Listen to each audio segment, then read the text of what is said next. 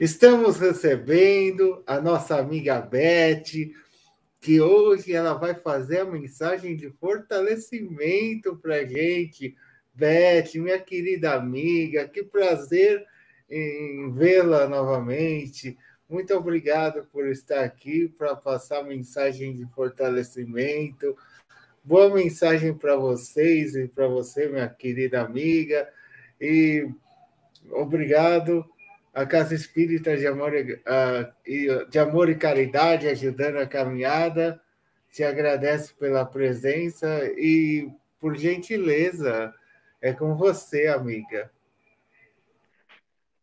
Boa tarde a todos, é um prazer estar aqui. Eu que me sinto honrada com o convite, é uma alegria, né? Fazer parte da equipe do SEAC, essa equipe tão maravilhosa. Hoje nós vamos falar sobre resignação na adversidade. Então, esses 2 anos que passaram, 2020 e 2021, convenhamos, estão sendo anos difíceis, né? Muitos desafios, mas também nós temos oportunidade de fazer mudanças interiores, renovações, né, interiores, de fortalecer os vínculos familiares, porque muitos de nós estamos em home office. Também, diante de todos esses desafios, oportunidade de desenvolver a paciência, a coragem, a perseverança, a oportunidade de fortalecer a nossa fé, de nos aproximarmos com Deus. Inclusive, o Espírito Emmanuel, mentor do Chico Xavier, escreveu: o sofrimento é um convite da vida a fim de aceitarmos uma entrevista com Deus. Então, nós vamos lá consultar um livro chamado Depois da Morte, do Leon Denis. Leon Denis foi um grande pensador da doutrina espírita, que viveu fim do século XIX, começo do século XX. E no capítulo 50, o Leon Denis fala que todos sofrem no nosso planeta, sejam ricos, sejam pobres. Diz ele: ninguém compreenderá a vida se não conhecer-lhe nem o objetivo, nem as leis. Então, nós vamos nos debruçar nessas duas questões: conhecer o objetivo e as leis. Então, qual que é o objetivo da nossa vida? Por que sofremos? Então, para purificar a alma, para que nos elevemos e futuramente conquistemos a felicidade plena. Então, o sofrimento pode ser prova, pode ser expiação. Prova, o nome já diz, né? É um teste, é que nem aquelas avaliações escolares, para ver se a gente aprendeu. A expiação são os resgates. A gente vai cometendo equívocos, vai angariando dívidas na nossa consciência, e chega um momento em que precisamos pagar as nossas dívidas a esse destino para conquistar a liberdade. É que nem a dívida de banco. Se a gente não paga, a gente é protestado, o nome fica negativado. E quando a gente paga alguma prestação, né, algum empréstimo imobiliário, um CDC, nossa, a gente, última prestação, ai, como a gente se sente livre. Mas, se nós pagamos a nossa dívida e continuamos praticando o mal, né, a gente paga com sofrimento, com aprendizado, mas a gente não aprende, né, e continua praticando o mal. A nossa dívida não acaba, às vezes ela até cresce, fica maior ainda, e nós vamos continuar aprisionados ao sofrimento e acumulando novas responsabilidades que pesarão no nosso futuro, diz Leon Denis. A dor, sob suas múltiplas formas, é o remédio supremo para as nossas imperfeições, para as nossas enfermidades da alma. E ele diz, né? Então, para compreender a vida, nós precisamos saber quais os objetivos, por que estamos aqui, e compreender as leis de Deus. Então, o objetivo é evoluir. Podemos evoluir pela dor ou pelo amor. E as leis aí são as leis de Deus. Por que é importante conhecer as leis de Deus? Para não sermos vítimas da nossa própria ignorância. Então, entendermos que nós somos perfectíveis, estamos sempre evoluindo, um dia nos tornaremos espíritos puros, destinados à felicidade plena. Entender que existem leis, a lei de ação e reação é uma delas, a gente planta e colhe, planta o bem, colhe felicidade, planta o mal, colhe sofrimento. E Leon Denis fala: vidas humildes e dolorosas, temperadas com lágrimas, santificadas pelo dever, vidas de lutas e de renúncias, existências de sacrifícios pela família, pelos fracos, devotamentos desconhecidos, abnegações ignoradas. Tudo isso são escadas, né, de evolução para conquistarmos a felicidade. Então, por isso, o importante é lutar contra as adversidades, diz Leon Denis, em vez de nós nos abandonarmos, né, e nos deixarmos levar pela preguiça, suportar os males da vida sem reagir para superá-los. Diz Leon Denis, isso é covardia. Não, nós precisamos nos esforçar para vencer as dificuldades. E assim também nós vamos desenvolvendo a nossa inteligência. E diz ele, quando nós já fizemos tudo para mudar aquela situação difícil, encontrar a solução do problema, para prevenir uma doença, um desastre, mas a doença ou desastre vem, a situação dolorosa continua, diz ele, é hora de apelar para a resignação. Aí a gente lembra da oração, né, da serenidade tão famosa, em que diz: Senhor, dai-me coragem para mudar o que está ao meu alcance, paciência para aceitar o que não posso mudar, e sabedoria para distinguir um do outro. E diz Leon Denis: nenhuma força poderia desviar de nós as consequências do passado. Quer dizer, é a lei de ação e reação, não é um castigo, né? Ela está aí para fortalecer as nossas qualidades morais, a paciência, né? A humildade, a perseverança. E lá no Evangelho segundo o Espiritismo, no capítulo 5, itens 4 e 5, os espíritos nos dizem que as aflições, né, têm suas causas nesta encarnação ou nas encarnações anteriores. E também é consequência do nosso caráter, se somos orgulhosos, se somos humildes, né, da nossa conduta, da nossa imprudência quando nós não pensamos no futuro, né, do nosso orgulho, da nossa ambição. E dizem os espíritos: quantas pessoas arruinadas por falta de ordem, de perseverança, por mau comportamento ou por não terem limitado os seus desejos. Então, novamente, né, a lei de ação e reação, causa e efeito, que é tanto uma lei física como uma lei moral. Então, a lei física é a terceira lei da mecânica de Isaac Newton, que diz: a toda ação há sempre uma reação oposta, de igual intensidade. O que vai, volta, com a mesma força. Por exemplo, uma bola, joga uma bola na parede. Se eu jogo fraquinha, ela volta fraquinha. Se eu jogo com força, ela volta com força. A bola verde volta verde.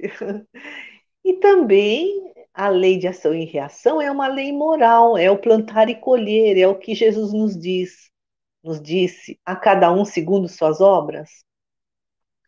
Carlos Toledo Rizzini escreveu um livro, Evolução para o Terceiro Milênio. E lá ele escreve uma coisa muito interessante.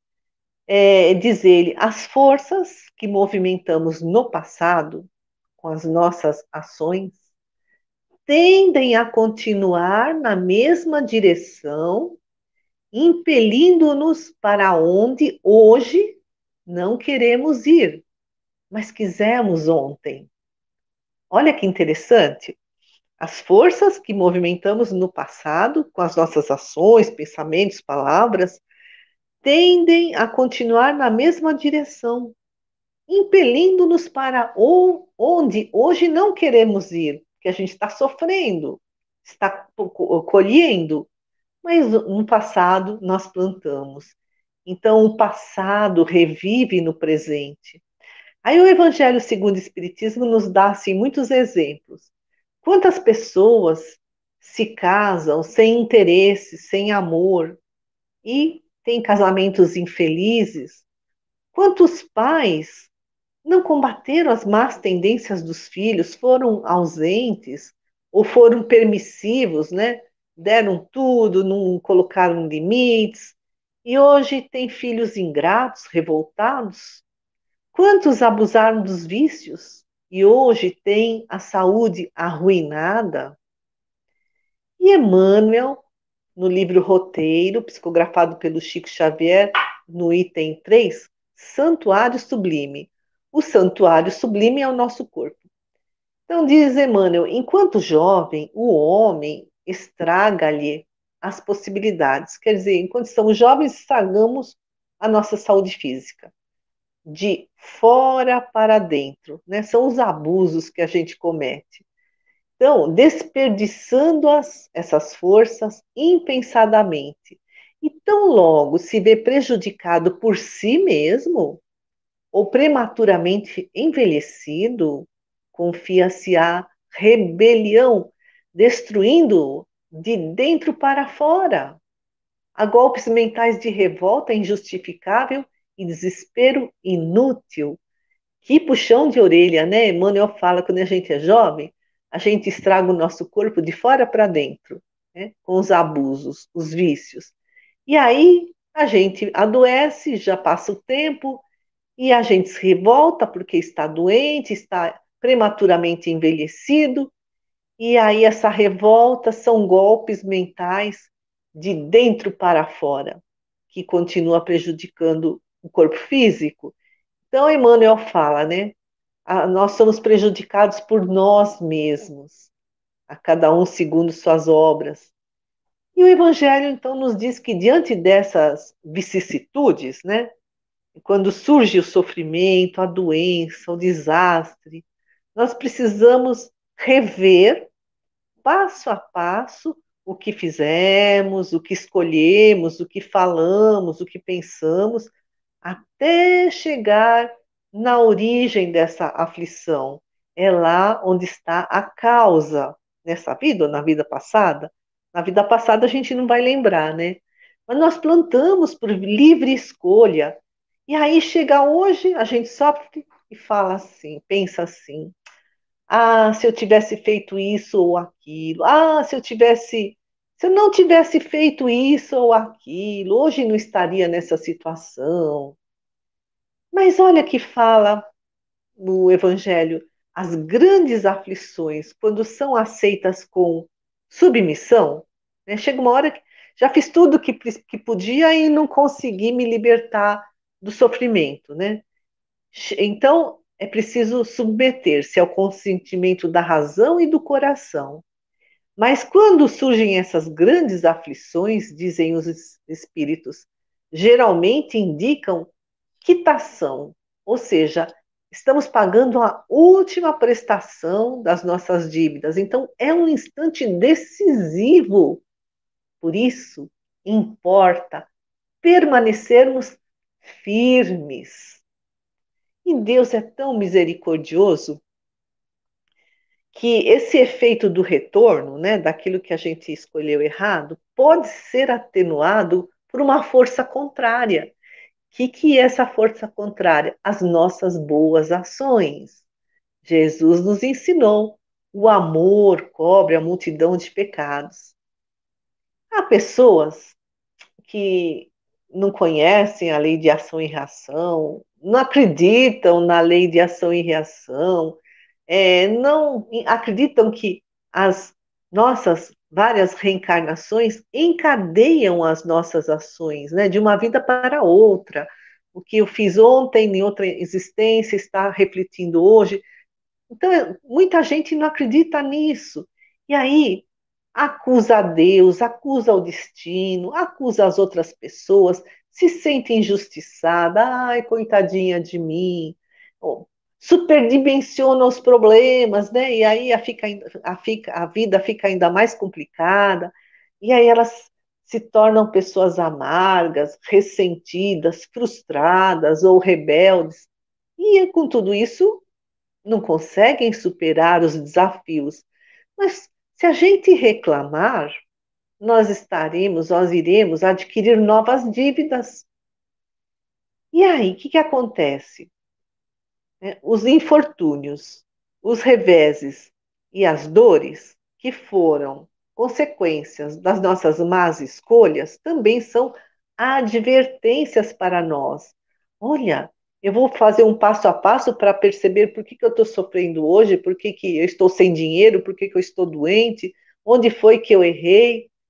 E aí é uma advertência a tudo isso para que eu evite novos erros, evite pelo menos cometer o mesmo erro, porque a gente ainda vai cometer muitos erros, ainda não somos perfeitos. Então, sem dor, nós não mudamos.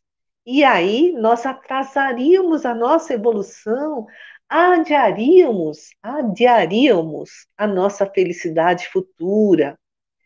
E às vezes essas lições chegam tarde na nossa vida, quando nós já desperdiçamos os bens, a saúde, né? Aquela história, se no começo da vida eu soubesse o que sei hoje, né? Teria feito diferente. Ah, se eu pudesse recomeçar.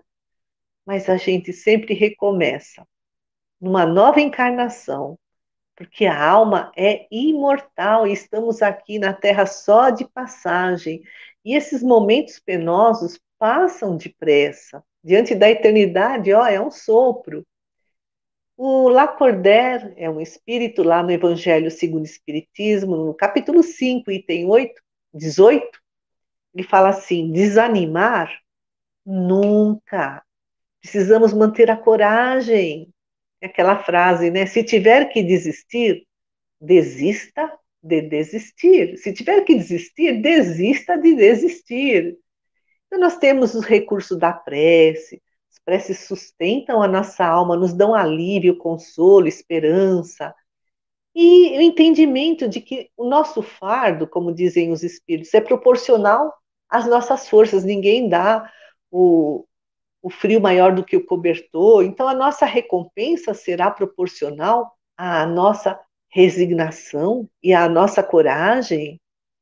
Então, resumindo, dor mais resignação igual aprendizado.